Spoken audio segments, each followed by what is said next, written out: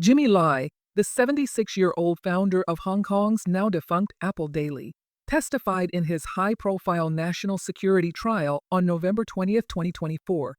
He reaffirmed his commitment to democracy and freedom of speech, denying accusations of collusion with foreign forces, a charge carrying a potential life sentence.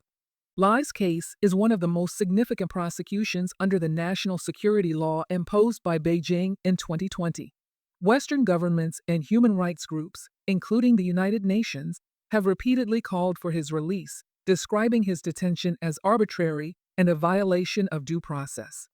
The trial centers on 161 Apple Daily articles and other statements that allegedly supported Hong Kong's 2019 pro-democracy protests and criticized Beijing's governance. Prosecutors claim Lai sought international sanctions against China and Hong Kong. Taking the stand for the first time since his December 2020 imprisonment, Lai defended Apple Daily, stating that its core values aligned with those of Hong Kong's people: rule of law, freedom, pursuit of democracy, freedom of speech, freedom of religion, freedom of assembly.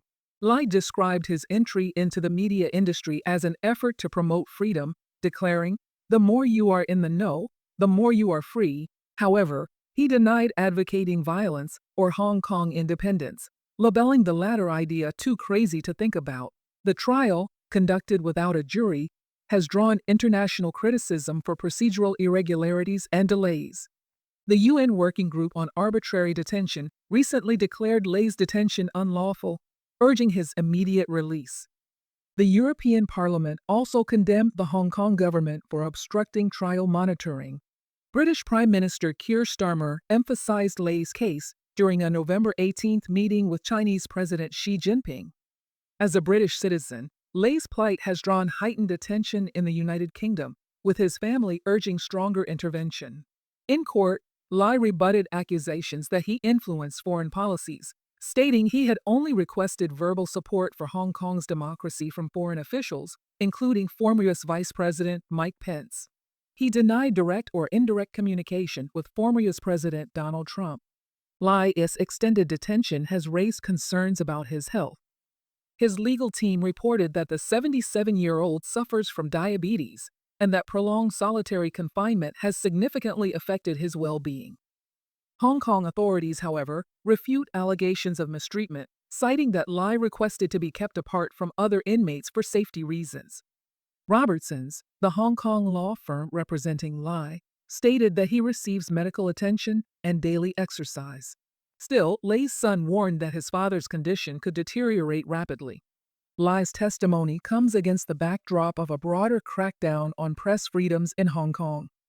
Apple Daily, one of the city's most outspoken pro-democracy newspapers, was forced to shut down in 2021 following police raids and the arrests of senior editors. Lai's case has been characterized by allegations of prosecutorial overreach. Testimony in the trial includes accounts from a witness reportedly held under coercive conditions and over 150 articles labeled as seditious. Rights groups argued that the charges are part of a campaign to silence dissenting voices in Hong Kong.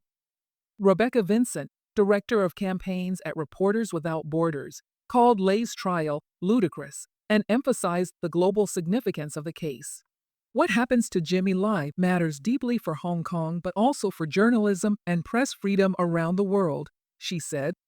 The proceedings, initially scheduled for 80 days, have already surpassed 92 court sessions.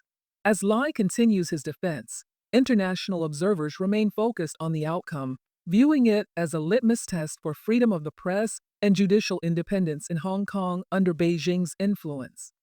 The verdict in Lai's trial could set a precedent for the treatment of media figures and activists in the city.